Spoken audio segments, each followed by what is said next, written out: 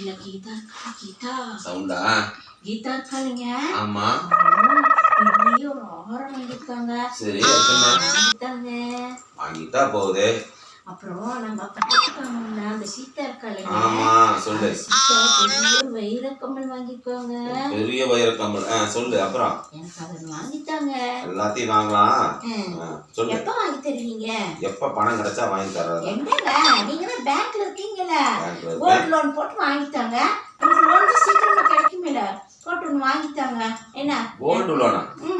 Gold loan போறது நம்ம gold அங்க வச்சாதான் அவங்க லோன் பணம் தருவாங்க. நீ கோல்டு வாங்கறதுக்குலாம் அவங்க லோன் தர மாட்டாங்க. ஓ இப்படி ஒரு நினைப்புல இருக்கீங்களா எல்லாருமே? கோல்டு லோன் கோல்டு லோன் அப்படின்னு போட்டுக்கிறாங்க.